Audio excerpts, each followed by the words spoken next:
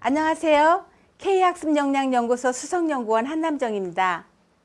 우리는 내가 속한 가정으로부터 공동체, 사회, 국가 속에서 정해진 룰이나 지켜야 할 규칙, 크고 작은 법의 테두리 안에서 삽니다. 법의 보호를 받으며 때로는 법의 제재를 받으며 순응하려 애쓰며 살아갑니다. 사회적 질서, 규범, 양심, 민주의식처럼 이런 것들은 정해진 틀대로 지키며 살아야만 우리 모두가 더불어 공존하며 살 수 있는 세상이 될 것입니다. 규칙을 지키려 하고 선한 양심을 가지려 하는 마음, 그것은 초자아로부터 기본 틀을 갖게 되는 인성입니다. 오늘의 인성의 이해 마지막 부분 초자아에 대해서 공부하겠습니다. 인성의 사전적 의미를 볼까요? 사람의 성품, 성격을 말합니다. 각 개인이 가지고 있는 사고와 태도 및 행동 특성. 정신분석적으로 보면 기질과 기능이 순수하고 백지와 같다. 체험과 교육을 통하여 발달되고 형성된다. 교육의 지표와 정도에 따라 달라지고 부모의 영향, 환경의 영향을 받습니다. 우리의 정신세계의 내면세계는 무의식, 의식 이렇게 두 영역으로 나눠 볼 수 있습니다. 무의식은 내면 깊숙이 있어서 자각하기 어렵습니다. 저절로 나도 모르게 습관적으로 드는 생각, 행동들을 말합니다. 스스로 알아채리기 어렵고요. 내 의지대로 조절이 잘 안 됩니다. 의식은 일부러, 겉으로, 의식적으로, 교육적으로 만들어진 체계입니다. 깨어 있어서 자각이 가능합니다. 의식과 이어주면서 또 조절하는 기능도 합니다. 스스로 인지할 수 있으며 조절할 수 있고요. 감출 수도 있으며 포장을 해서 잘 좋게 드러낼 수도 있습니다. 인성을 깊이 이해하려면 먼저 사람의 기질을 알아보는 것에서부터 출발해야 합니다. 감정, 정서, 본능, 초자, 자아. 네, 이 기질로부터 여러 행동들, 여러 성격들이 발현되기 때문입니다.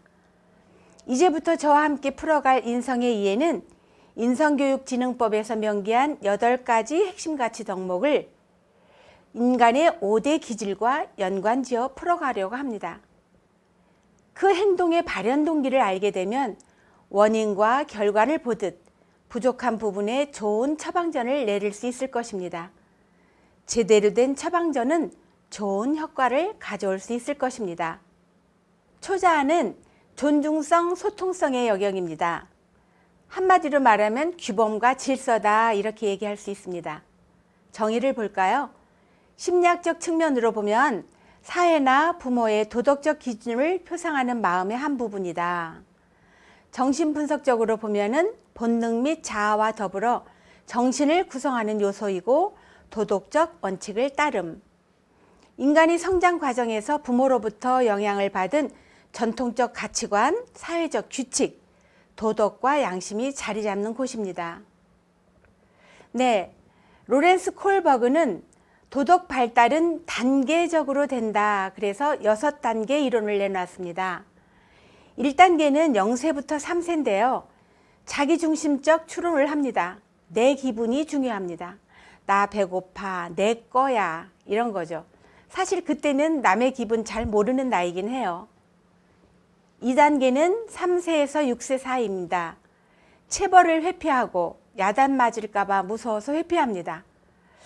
네, 결과가 어찌됐든 상을 받을 수 있을까? 벌을 받을 수 있을까?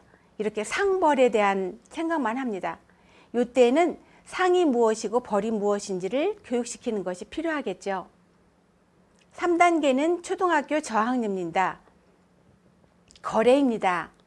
이러면 뭐 줄 건데 이렇게 자기 욕구와 맞으면 거래를 합니다. 이거 해줄 테니까 저거 해줘 이렇게요. 4단계는 초등학교 고학년입니다. 올바른 행동을 하면 타인이 기뻐하는 것을 압니다. 내가 이런 행동을 하면 엄마 아빠가 기뻐하시겠지? 내가 이런 행동을 하니까 내 친구가 나를 멋있게 보겠지? 이렇게 생각할 나이입니다. 5단계는 10대 초반입니다. 법, 질서, 지상주의입니다. 그래서 엄마 아빠한테 막 잔소리를 해요. 엄마 무단횡단 안 돼요. 아빠 속도 좀 줄이세요. 뭐 이렇게 의무와 권리를 존중하고 지켜야 한다는 생각을 가질 때입니다. 네, 6단계입니다. 10대 후반인데요. 양심에 근거한 분별력으로 양심지상주의입니다. 양심이 허락하지 않아. 그것은 양심에 어긋나는 일이야. 이렇게 인간의 권리를 보호하고 존중하고 사는 것이 양심대로 사는 것이다 라는 생각을 합니다. 이때는 도덕이 정립된 단계입니다. 아이들의 도덕 수준은 정신 연령에 비례하지 않고 자신의 경험과 그에 따른 능력에 의해서 변화가 됩니다. 초자아의 역할을 보겠습니다. 도덕적인 부분을 식별하고 또는 재판관 같은 역할을 수행합니다. 현실의 즐거움보다는 완벽성을 추구합니다. 사회를 위험에 빠뜨릴지 모르는 충동들을 통제하고 조절합니다. 자아를 감시하는 기관이고요. 정신적인 검열기관입니다. 그래서 도덕 원칙, 엄격성, 일관성입니다.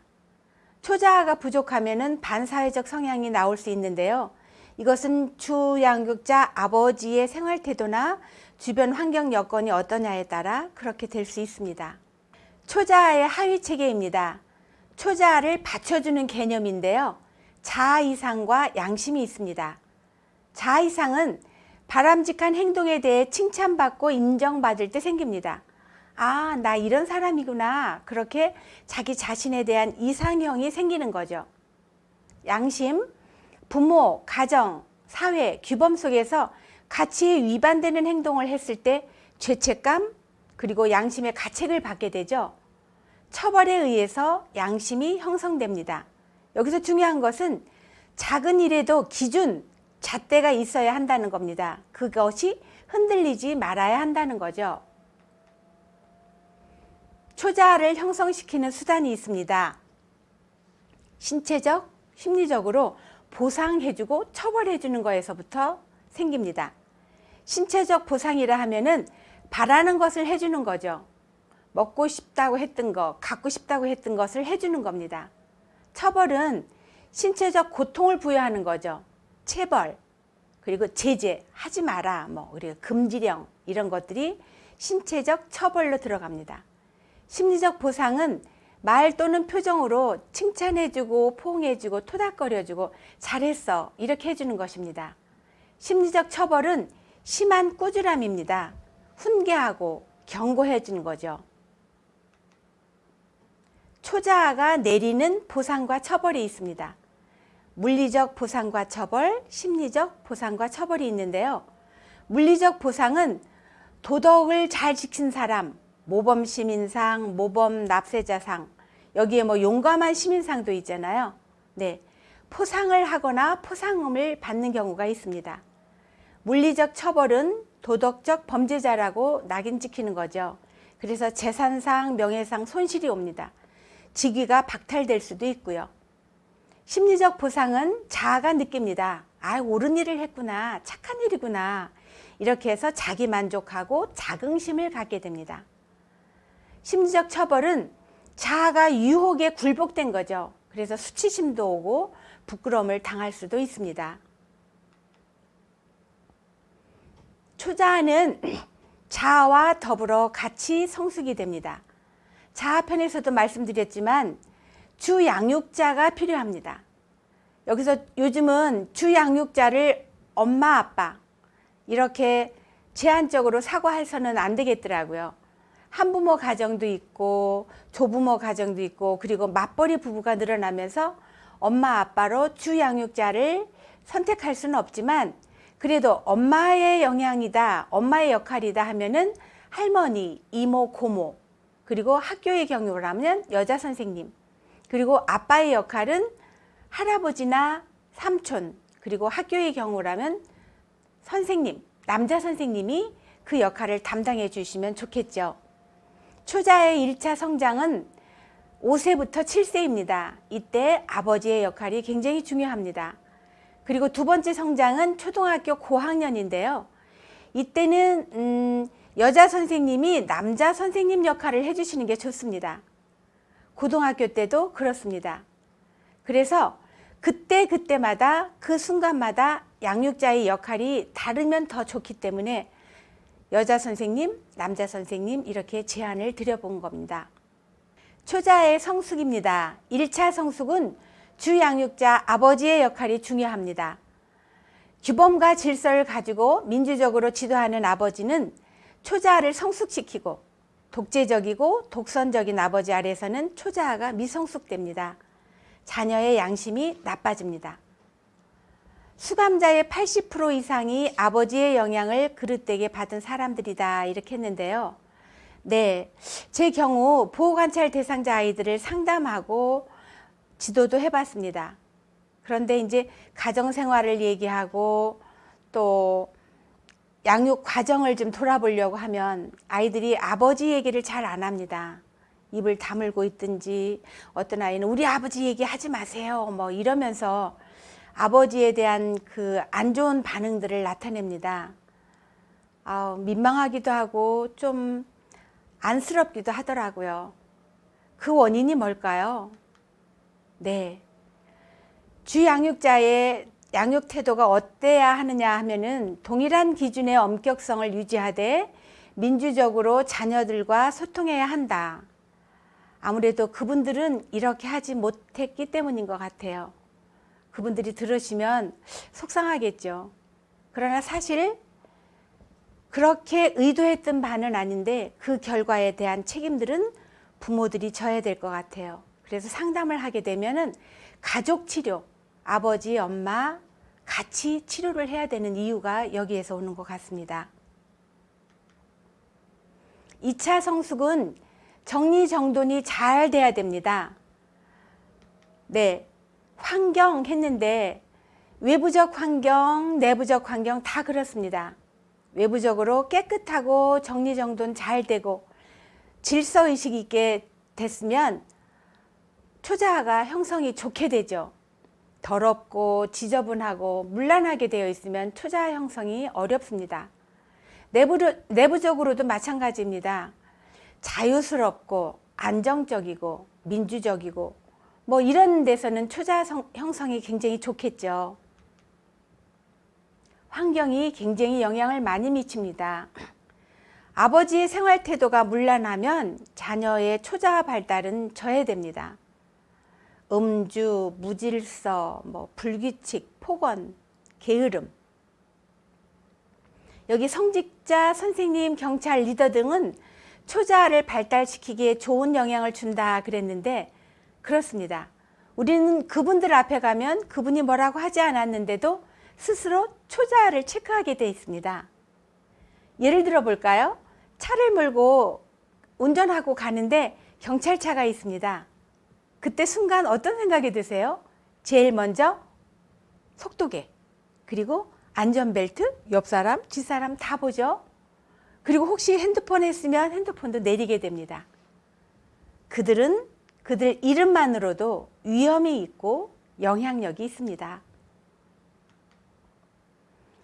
객관적 규범과 질서를 폭넓게 받아들이고 지켜 올바른 인성으로 성장하려면 엄격성이 상실되지 않아야 한다. 질서 있는 가정 환경과 사회 환경에 큰 영향을 이랬습니다. 네, 여기 제가 항아리를 그려놨는데요.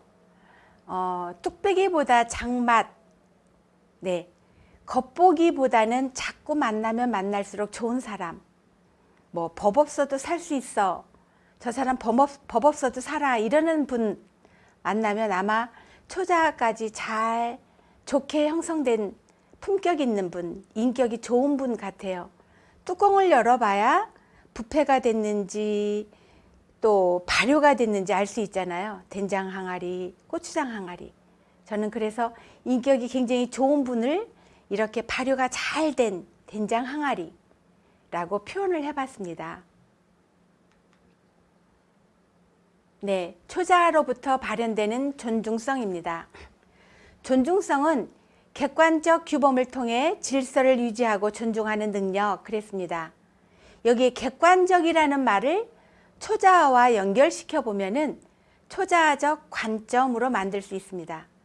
초자아적 관점이란 개인적 관점을 사회적 관점으로 전환시키고 주관적 관점을 객관적 관점으로 전환해 보는 것입니다.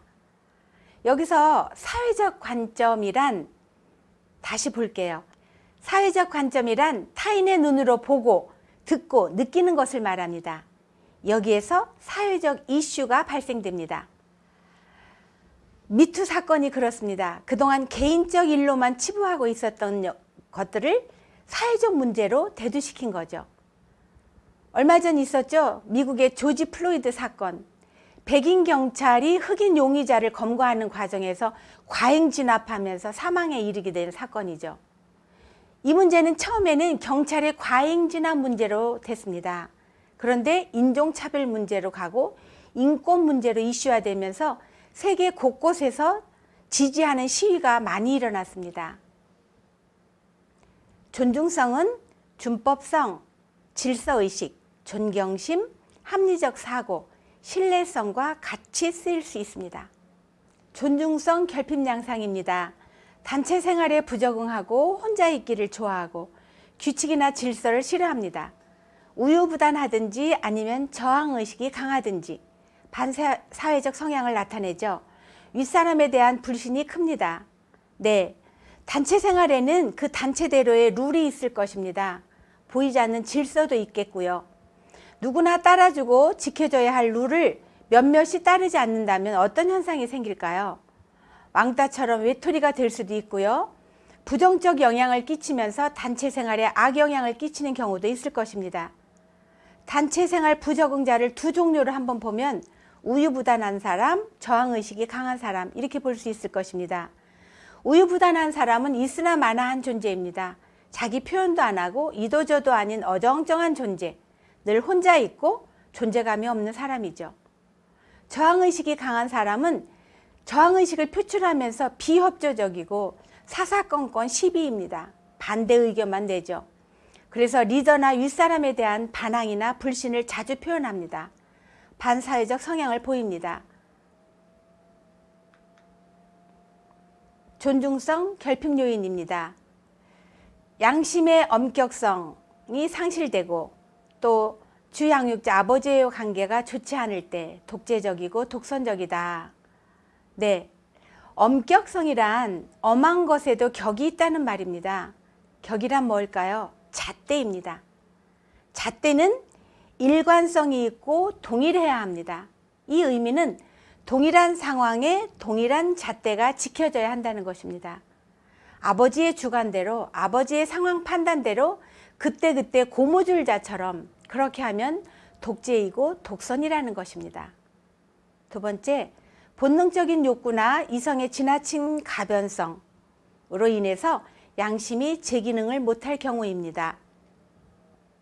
지나친 가변성은 궤변, 임기응변, 독단적 자기식 해석을 말합니다. 잘못해놓고 핑계대고 궤변만 늘어놓고 회피하고 그러는 상태는 양심이 없는 상태라고 볼 수도 있는 거죠. 세 번째, 주양육자의 생활 태도가 불규칙하거나 무질서할 경우, 윗사람의 일관성 없는 태도일 경우 그렇습니다. 아이들은 현재의 상황을 그대로 보고 따라하고 배웁니다. 늦게 일어나는 아버지, 술, 담배로 휘청이는 아버지, 신문, 리모컨 아무데나 놓고 찾는 아버지, 팬티바람으로 다니면서 그것이 평상복인 양 그렇게 다니시는 아버지. 아이들은 그것이 정상인지 비정상인지 모르고 그대로 배웁니다. 그런 환경에서 모두 무질서한 상태가 나옵니다. 교도소 아이들 80% 이상이 이런 경우입니다. 네 번째, 주변 환경이 좋지 않고 가정 환경에 규범과 질서가 없는 경우. 인간은 환경을 탐색하는데 시각을 많이 의존합니다. 연구조사에 따르면 80% 이상이 시각을 통해서 정보를 받는다고 하네요. 보이는 대로 따라한다는 거죠. 여기서 맹자 어머니가 3번 이사하신 이유입니다. 주변 환경의 영향이 교육 환경과 불가분해한 관계라는 걸 아신 거죠. 맹모 삼천지기요. 지금은 어떤가요? 아이들 때문에 이사하세요? 여러분은 어떤 환경에 계신가요? 여러분은 어떤 환경을 선호하세요? 그래서 어디 교육 특구로 이사 가시나요? 존중성 향상 방법입니다. 주 양육자의 생활 태도가 엄격성을 유지하고 객관적 규범과 질서를 폭넓게 수용하고 준수한다. 네, 앞서서 말씀드렸죠? 엄격성은 일관성을 말합니다.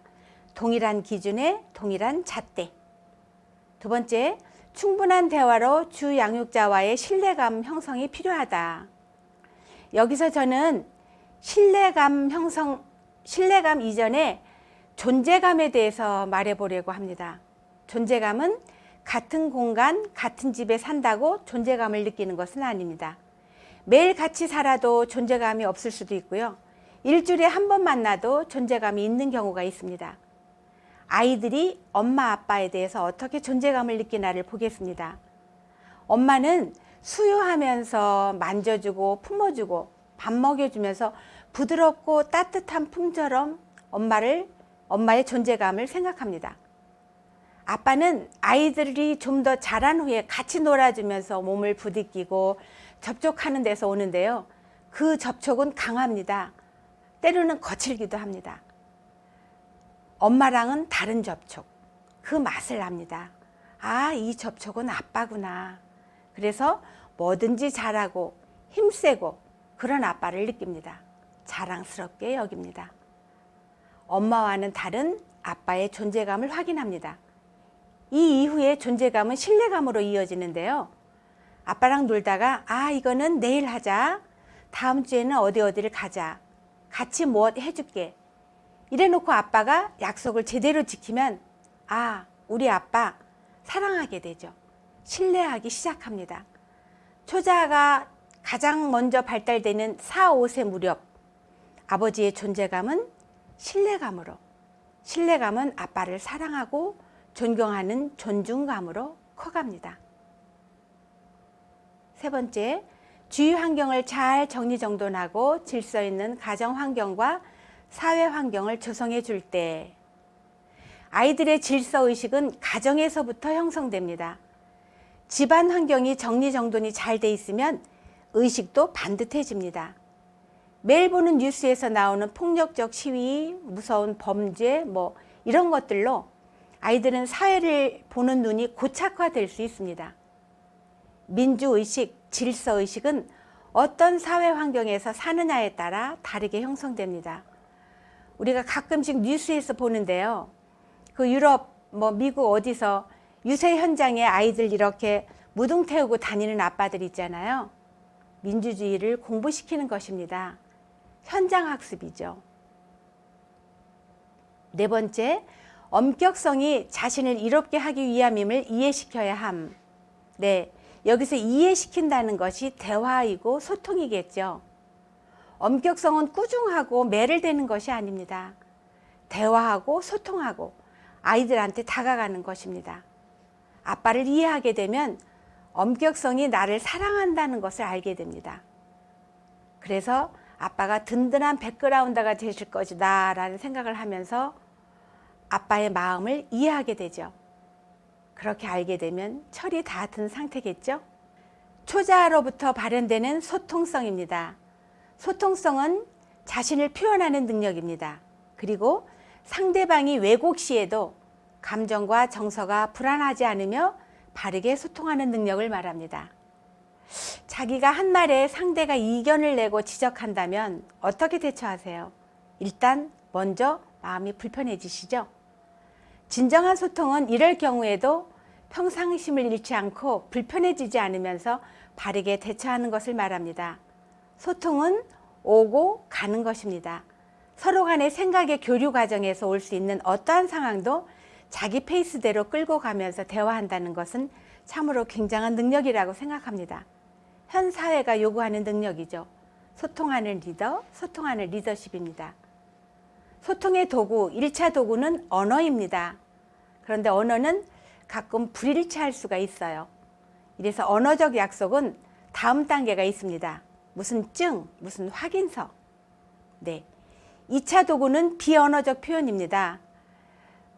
잘 듣고 있다는 끄떡끄떡 하는 거, 응시, 눈빛을 보내고 제스처도 하고 이런 거죠. 이 비언어적 표현은 소통을 더욱 매끄러게 해줍니다. 즉시 피드백을 받는 꼴이죠. 잘 듣고 있는 모습을 보면 말하는 사람이 알고 있잖아요. 근데 뭐 조은다거나 하품을 한다거나 막 기지개 피고 막 이러면 말하는 사람이 내 말이 잘 안 먹히는구나 그러면서 다시 교정을 하거나 또 그 사람의 마음을 읽어줘야 되는 거죠. 소통이라는 게 감정 교류거든요. 생각 교류만이 아니라 감정도 교류되는 것입니다. 그래서 진정한 소통이란 첫째 단계는 생각을 말하는 것, 두 번째 단계는 잘 말하기 위해서 생각하는 것. 예를 들어 볼게요. 아이랑 엄마랑 대화를 합니다. 그런데 아이가 잘 듣고 있습니다. 네. 그러면 엄마가 어떻게 생각을 할까요? 잘 듣고 있으니까 말하기가 감정 실감나게 이야기할 수 있습니다. 그런데 잘 안 듣고 있어요. 네 생각을 말해보라고 이러고 엄마가 얘기하죠. 네, 아니요만 대답하는 단답형은 생각만 그냥 네 아니요로 말한 것입니다. 그런데 2단계로 넘어가서 비언어적 표현까지 포함이 되면 신이 나게 기분 좋게 감탄사를 써가면서 실감나게 자기 감정 상태를 이야기할 수 있습니다. 그럼 듣는 사람도 그렇구나 그랬어 이렇게 공감을 해주게 되니까 더 잘 말하게 되죠. 2단계야말로 진정한 소통이 되는 것입니다. 소통성은 리더십, 통솔력, 활동적이다, 자신감, 외향적, 의지적 행동 이렇게 표현할 수 있습니다. 여기서 리더십, 예전에는 나를 따르라 뭐 이런 식이었는데 시대마다 리더십을 표현하는 말이 다르죠. 요즘은 소통의 리더십, 더 나아가서 섬김의 리더십이라고 합니다. 현 사회가 요구하는 사회적 현상을 잘 반영한 것이라고 할 수 있습니다. 소통에 대해 주 양육자가 미치는 영향. 아버지의 생활 태도가 지나치게 엄격하거나 작은 실수나 잘못을 용서하지 못하고 벌칙을 주는 것은 문제가 있다. 주 양육자의 주관대로 사태를 파악하고 억압하기보다는 아이의 입장에서 객관적으로 이해하고 노력해줘야 한다입니다. 네, 소통성 결핍 양상입니다. 자기 표현력, 어휘력, 설득력이 부족합니다. 내성적이고 비활동적입니다. 자신의 실수나 잘못을 지나치게 의식합니다. 그리고 지나치게 소심합니다. 네, 사람은 부족함을 느끼게 되면 두려움이 생기죠. 근데 그 두려움이 내면화되면 수치심으로 됩니다. 오히려 그 수치심을 감추기 위해서 자신을 과장하는 경우가 생기죠. 사실 부족함을 느낀다는 것은 성장의 원동력이 되는데요.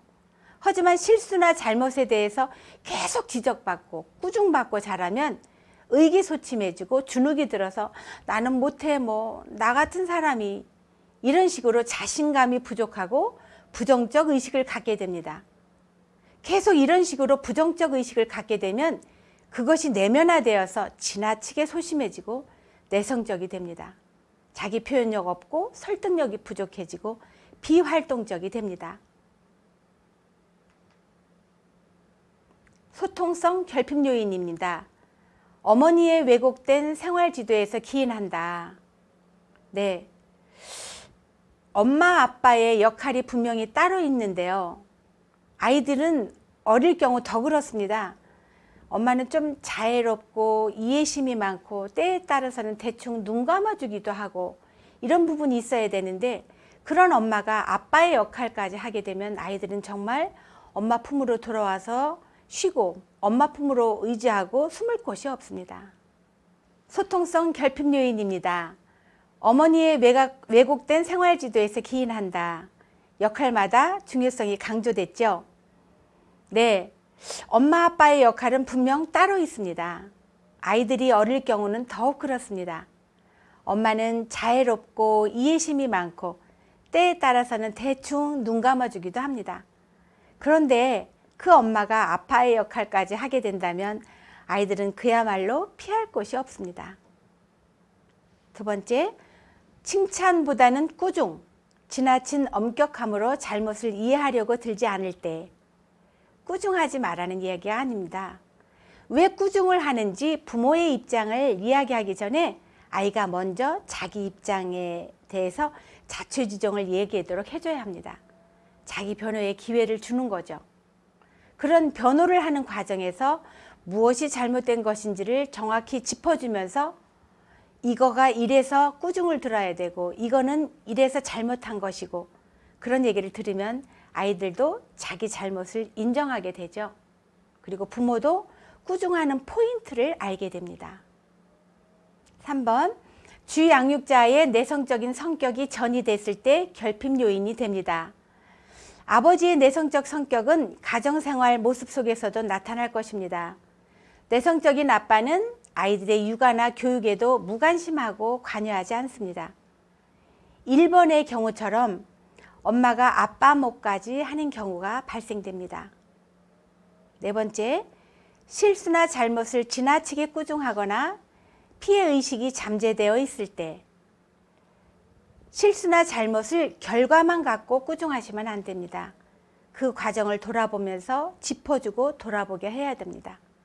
그래야지 똑같은 실수를 다시 하지 않게 되죠.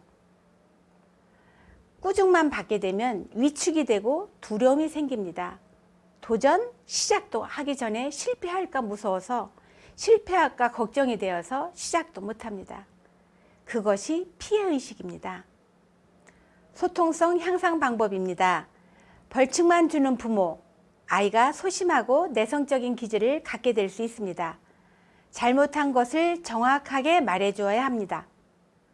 네, 여기서 초점은 소통입니다. 대화나 소통이 없이 벌칙만 주면 아이는 의기소침해집니다. 부모 눈치만 보고 길을 못 펴니다. 힘이 없습니다. 아이로 하여금 말할 기회를 주세요. 자기를 변호할 기회를 주세요. 그렇게 다 듣고 나서 이렇게 저렇게 짚어주시면 아이도 잘못을 이해할 수 있게 됩니다. 2번째, 벌칙보다는 부모의 입장에서 타이르도록 하고 자신감을 갖도록 지도하는 자세가 필요하다. 네, 잘못한 일의 경중을 따져서 꾸중하시는 것보다는 부모의 마음을 말씀해 주세요. 부모의 마음을 말해 주세요. 이러이러하면 이렇게 될까 봐 걱정이다. 그러면서 진심 어린 마음으로 걱정해 주는 부모의 마음을 전하세요. 예를 들어보죠. 아이들이 넘어졌습니다. 어떤 엄마는 이렇게 얘기해요. 그것 봐, 그럴 줄 알았어. 에이고, 바지가 찢어졌네. 이거 비싼 바지인데. 어떤 엄마는 안 다쳤니? 아이고, 바지가 찢어진 걸 보니까 무릎도 까졌겠구나. 아프겠다. 얼른 치료하자. 이렇게 얘기하는 엄마. 3번째, 주양육자에 대한 신뢰감이 있도록 해줘야 하고 자신의 의지대로 행동하고 표현하도록 도와줘야 합니다. 보통의 아이들은 엄마 말은 잔소리로 여기는 경우가 많습니다. 가볍게 여기고 잘 안 듣고 별로 개의치 않고 마음에 담아두지도 않습니다. 그런데 아빠의 말은 그렇지 않습니다. 여기서 엄마가 할 일 하나, 아빠의 권유를 세워주는 일이 중요합니다. 아빠가 목표 지향적으로 그 역할을 잘할 수 있도록 곁에서 지지해주고 멋진 아빠로 세워주는 역할입니다. 아빠의 말 한마디가 위엄이 있고 권위도 있고 신뢰감이 줄 수 있도록요. 이렇게 되면 가정교육은 순조롭게 진행이 될 것입니다. 역할 중심적, 목표 중심적. 초자가 한참 형성될 때 아이들은 이런 역할이 굉장히 중요합니다. 그래서 초자의 형성은 아빠의 영향력이 80% 이상이죠. 좀 전에 말씀드린 것처럼 잘못 영향을 받아서 교도소에 있는 아이들, 이렇게 아빠 역할, 엄마 역할은 엄마가 아빠를 세워주는 일에서 또 시작될 수 있습니다. 4번째, 실수는 자기 발전의 동기임을 인식하게 해준다. 실수에 대한 결과만 놓고 보면 잘잘못을 얘기하게 되면 안 됩니다. 과정을 돌아보며 부모로서 하나씩 짚어가면서 조언을 해주세요. 아빠의 역할로 목표 지향적 관점으로 짚어보면서 지도해주고 안내해 주시면 오히려 아빠를 든든한 지원자로 알게 될 것입니다. 넘어졌다가 다시 일어서는 것입니다. 마무리를 해보겠습니다. 건강한 초자아는 민주적이며 엄격하고 일관성 있는 아버지, 정리정돈되고 안정적인 환경, 그런 사회 환경에서 발달되고 성숙됩니다. 초자아로부터 발현되는 인성은 존중성, 소통성입니다. 존중성은 질서유지, 객관적 사고와 같은 말입니다. 소통성은 자기표현력, 리더십입니다. 건강하게 초자아가 잘 발달된 사회, 법과 질서가 존중되고 민주적으로 소통이 잘 되는 나라, 우리는 모두 이런 환경에서 살기를 소망할 것입니다. 네, 여기 탐스런 과일나무가 있습니다. 본능, 감정, 정서, 좋은 토양에 자아, 초자아, 멋진 나무로 자랐습니다. 여기에 예, 효, 정직, 책임, 협동, 배려, 존중, 소통, 인성 덕목이 잘 자랐네요. 인성은 타고나는 것이 아닙니다. 저절로 자라는 것도 아닙니다. 좋은 가르침과 꾸준한 훈련과 제대로 된 교육 목표로 성장합니다. 네, 지금까지 이 강의를 들으시며 과거의 아픔, 고통이 생각나고 지금 겪고 있는 어려움이나 풀리지 않는 문제들이 강의를 들으면서 그때 그 일들과 그 강의 내용과 겹쳐져서 클로즈업되고 대비되었다면 이 강좌의 목적은 달성된 거라고 생각이 듭니다. 도움이 되셨다는 거죠? 그러면 저도 뿌듯할 것 같습니다. 그동안 애쓰셨습니다.